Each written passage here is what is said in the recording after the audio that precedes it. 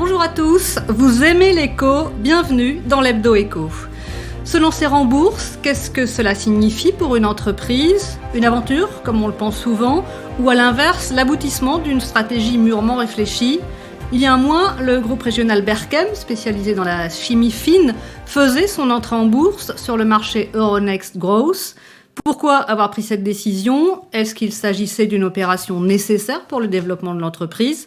Ce n'est pas un choix très fréquent, notamment dans notre région. On note parfois une certaine frilosité à se lancer sur les marchés, même s'il s'agit souvent d'un pari gagnant. Pour en parler avec nous aujourd'hui, Olivier Failly, PDG du groupe Berchem. Bonjour Monsieur Failly. Bonjour, et Axel Champeille, dirigeant du gestionnaire d'actifs Champeille SA et président de Bordeaux Place Financière. Bonjour Monsieur Champeille. Olivier Failly, j'ai envie de commencer avec vous peut-être. Est-ce que vous pouvez nous présenter en quelques mots, quelques chiffres, le groupe Berchem que vous dirigez? Bien volontiers, merci de votre accueil et l'attention que vous portez à l'entreprise. Donc le groupe Berchem, c'est une société qui a plusieurs années. Elle a été créée dans les années 65-70. Donc nous ne sommes pas une start-up en tant que tel. On est des vrais industriels avec des sites industriels en tant que tel. Et notre métier est de faire de la chimie. Alors il y a eu un moment où il y avait des décisions à prendre, comme dans tous les métiers, et nous avons décidé de nous orienter très très tôt sur la chimie issue du végétal. Donc ça nous a porté pendant un certain nombre d'années, et aujourd'hui on continue en fait ce chemin, et c'est 41 millions d'euros de chiffre d'affaires en 2020, pardon. On a un EBITDA assez soutenu et une croissance qui est tout à fait soutenue depuis maintenant de nombreuses années. Pour ma part, quand je suis arrivé dans l'entreprise, on faisait pas 1 million d'euros de chiffre d'affaires, donc en fait on a quand même progressé en l'espace de 20 ans convenablement. Voilà. Merci. Simplement pour préciser, vous avez des sites, vous avez plusieurs sites dans notre région? La région Nouvelle-Aquitaine est important pour nous, puisqu'en fait le site historique est à côté de Bergerac à Gardonne, exactement. Le siège social et le plateau de R&D est à Blanquefort. C'est d'ailleurs un site qui est appelé à se développer tout à fait fortement, puisqu'en fait on reconcentre la plupart de notre R&D sur le site de Blanquefort. Un site à La Teste, dont je vous parlerai tout à l'heure. Pour ce qui concerne les sites industriels, on a un site industriel en dehors de notre Nouvelle-Aquitaine qui est à Chartres. Voilà, donc globalement on est plutôt sur ces 165 personnes. Entreprise régionale, on peut le dire. Ah oui, vraiment, ancrée. Très bien, merci. Axel Champeille, même question. Est-ce que vous pouvez nous présenter un petit peu votre activité en quelques mots également, et alors nous expliquer de manière assez simple, si possible, le fonctionnement des marchés boursiers? D'accord. Alors donc nous, la société Champeille, on est ce qu'on appelle une société de bourse. Donc on est intermédiaire des marchés financiers. Donc d'un côté, on accompagne les investisseurs qui souhaitent donc placer leur argent en actions ou en obligations sur les marchés financiers. Et à côté de ça, donc on accompagne les entreprises qui souhaitent aussi s'y financer, notamment par des opérations d'introduction en bourse. Donc la bourse, tout simplement, c'est un lieu de rencontre entre la demande et l'offre de capitaux. Donc l'offre provient des investisseurs et la demande de capitaux provient des entreprises et de leurs actionnaires. Donc après cela, la bourse, dans son fonctionnement, offre une infrastructure et une réglementation qui permet de faire des opérations financières, notamment par ce qu'on appelle offre publique, et d'aller s'adresser aux particuliers pour aller se financer. Voilà, j'essaie d'être simple et concis. Merci. Alors pour préciser un petit peu, il y a plusieurs marchés. On pense toujours au CAC 40, mais il n'est pas seul.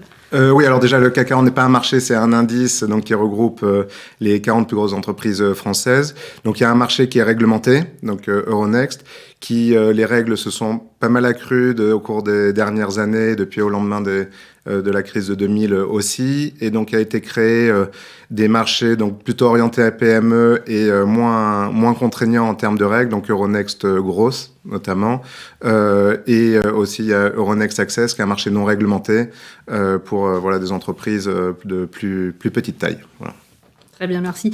Donc justement, Euronext Growth, c'est le marché sur lequel vous vous êtes lancé, Olivier Failly. Est-ce que vous pouvez nous expliquer un petit peu pourquoi vous avez fait ce choix?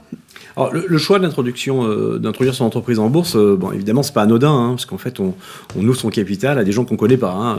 C'est un élément tout à fait différenciant que quand on ouvre son capital à une banque d'affaires, par exemple, où là, on a eu le temps de discuter et de se connaître. Donc là, c'est quand même un point assez différent. Alors pourquoi moi j'ai fait ce choix-là? Il se trouve que l'industrie dans laquelle nous évoluons, nous, notre métier, c'est d'intégrer de la chimie d'origine biosourcée dans la chimie conventionnelle, est un marché qui n'est pas du tout local, qui dépasse d'ailleurs le cadre de nos frontières nationales et il fallait absolument qu'on puisse avoir, je dirais, une envergure internationale. Moi, mon objectif aujourd'hui, c'est d'internationaliser le groupe Berchem. On fait plus d'un tiers de notre chiffre d'affaires en dehors de nos frontières. Il faut que ce tiers demain, ce soit que la France et qu'on aille au-delà. Et il fallait absolument que je puisse adresser cette entreprise à des investisseurs internationaux. Et d'ailleurs, ils ont répondu présent. Donc ça, c'est de ce point de vue-là un véritable succès. Et ça nous donne en fait une dimension qui nous permet maintenant d'être outillés pour faire des opérations en dehors de nos frontières françaises. Axel Champagne, vous pensez que c'est un bon choix, c'était cohérent dans la stratégie? Mais alors dans la stratégie, c'est fait qui peut le dire, mais c'est vrai que question, je pense que la bourse est un bon choix. Déjà, ça permet à des investisseurs, notamment des épargnants, de pouvoir accompagner le projet d'une entreprise régionale, d'être actionnaire aux côtés de Monsieur Fahy. Et donc, rien que pour ça, je pense que c'est une bonne opportunité. Et puis, je pense que pour l'entreprise, c'est un moyen de financement et ça va être très d'aller chercher des investisseurs internationaux. Et puis, ce qu'on constate, c'est que ça offre quand même une visibilité, une notoriété qui est bénéfique pour l'entreprise, une structuration. Donc tout ça, c'est les effets non financiers qui sont assez avantageux. Et puis même pour le dirigeant, mais ça permet d'assurer la pérennité et l'indépendance de l'entreprise, contrairement à ce que l'on croit, et d'apporter aussi une certaine liquidité à la participation. Ça réclame aussi une grande transparence. Mais c'est la contrepartie, on s'adresse à des investisseurs que l'on ne connaît pas, avec qui on ne discute pas. Donc la contrepartie de cela, c'est d'avoir une information assez exhaustive et transparente. Donc je pense que c'est bien, et même pour les investisseurs, globalement, on est sur un accompagnement, un cadre réglementaire quand même assez sécurisant pour cela, et notamment par la transparence qu'il faut faire. Après, c'est un peu plus lourd pour les entreprises, mais c'est ce que j'appelle moi de la structuration. Une fois qu'on a appris les codes, c'est quand même assez bénéfique de pouvoir avoir de bons outils de pilotage en interne. Vous êtes dans les métiers de la chimie, ils n'ont pas toujours très bonne presse, pas une très bonne image, mais vous voulez justement faire évoluer votre groupe, les différentes entreprises, vers des pratiques plus vertueuses. Ça va vous aider aussi, le fait d'avoir de nouveaux investisseurs, des nouveaux capitaux Donc, le projet de Berchem est d'apporter une chimie d'origine végétale dans la chimie, auprès des acteurs de la chimie conventionnelle. Donc ça, c'est vraiment le projet de Berchem, et on a une demande qui va croissante, que ce soit en France et d'une manière générale dans l'Europe, parce qu'on évolue dans un système réglementaire excessivement contraignant. Et il faut trouver des solutions alternatives. Et ça ne concerne pas que la chimie d'ailleurs. On peut parler de l'énergie, c'est pas mon monde, mais enfin c'est un peu la même situation. Moi, ce que je note, si vous voulez, c'est que dans les investisseurs qui nous ont suivis, les plus gros investisseurs à nos côtés institutionnels sont des Scandinaves. Donc, ils croient dans le projet de Berchem, et ça, c'est un caractère qui est rassurant, et je rebondis tout à fait sur vos propos. C'est-à-dire qu'en fait, pour quelqu'un qui voudrait faire un investissement dans notre entreprise de façon très mesurée, le fait d'avoir des grands acteurs scandinaves qui croient dans un projet comme celui-ci, c'est quand même un peu plus simple que de dire tiens, je vais investir à côté d'Olivier Fahy dans sa boîte parce qu'elle me plaît. Là, on a vraiment un filtre qui est important. Je me permets de rebondir sur une observation à propos de la transparence. Je crois qu'aujourd'hui, on évolue quand même dans un système réglementaire, même si on n'est pas coté, qui est quand même très transparent. Aujourd'hui, on connaît beaucoup de choses sur les entreprises. Il n'y a pas de choses très cachées en France, j'entends. Donc en fait, c'est plus presque de la mise en forme pour que ça puisse être lisible de façon commune par des investisseurs, qu'ils soient institutionnels ou des particuliers. Donc c'est un exercice. Aujourd'hui, il est fait et puis on va le vivre avec. Voilà. Très bien. Et est-ce qu'on peut dire, Axel Champagne, qu'une entrée en bourse, ça permet aux entreprises peut-être de prendre des risques dans leur développement, des choses qu'elles n'auraient pas envisagées autrement, ou alors de rebondir aussi en cas de difficulté? C'est des outils supplémentaires? Alors, je pense que l'introduction en bourse n'est pas une prise de risque. En fait, la prise de risque du dirigeant, c'est ses choix d'investissement. Et la bourse n'est qu'un outil de financement pour financer et accompagner la stratégie. Donc, ensuite, aller en bourse, c'est en général pour lever des fonds propres. Donc, c'est du capital long, patient. Donc, on peut dire aussi peut-être moins risqué que le crédit ou même que le capital investissement qui a un horizon de liquidité. Là, en bourse, la liquidité est apportée par les cotations quotidiennes. Et après, ensuite, en termes de rebond, les marchés fonctionnent bien, donc il y a des capitaux. Donc en général, la sanction, ça qui peut faire peur, c'est le cours de bourse. Mais il faut rappeler que l'évolution du cours de bourse n'a aucun impact sur l'entreprise.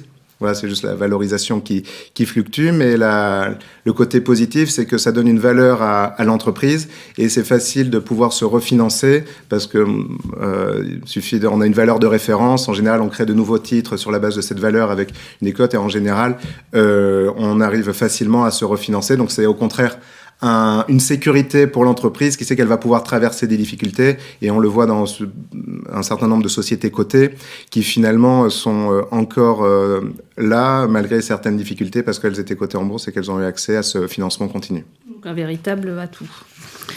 Olivier Failly, peut-être pour terminer rapidement, du coup, quels sont vos horizons de développement Alors, nous, on a... cette introduction de bourse nous a servi à quoi, parce qu'en fait, je crois que c'est un point clé. Bon, ça nous a servi à refinancer aussi notre dette, c'est une chose, et d'avoir suffisamment de moyens pour faire une opération ou des opérations de croissance externe en dehors de nos frontières.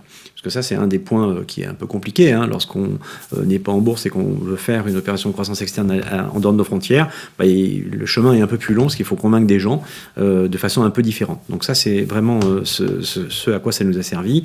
Et aujourd'hui, nos perspectives, donc on souhaiterait arriver d'ici à 2024 à 65 millions d'euros en croissance organique, et on espère arriver à environ un peu moins de 90 millions, entre 85 et 90 millions d'euros d'ici à 2024 avec des opérations de croissance externe.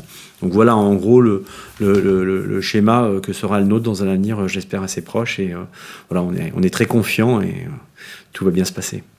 Donc pour l'instant, voilà, vous êtes un homme serein. Oui, il n'y a pas de raison de ne pas être serein. Je crois qu'on a ce qu'il faut quand même retenir. La bourse est un sujet, c'est un outil. Moi, ce qui m'importe le plus, c'est la confiance de nos fournisseurs, de nos clients et des collaborateurs dans le projet de l'entreprise. Je dirais que la bourse, après, révèle peut-être des carences quand on n'a pas ces trois piliers-là. Et je pense que c'est ça qui est le plus important, en fait. Donc voilà, aujourd'hui, on est en bourse, c'est formidable et j'espère que les choses vont se passer très bien pour longtemps, tant pour les actionnaires que les collaborateurs et que nos clients. Merci beaucoup. Nous arrivons à la fin de cette émission. Merci à tous les deux d'être venus jusqu'ici pour participer avec nous à cette émission.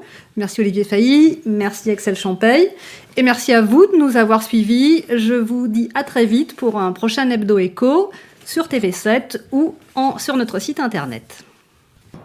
Merci pour votre écoute.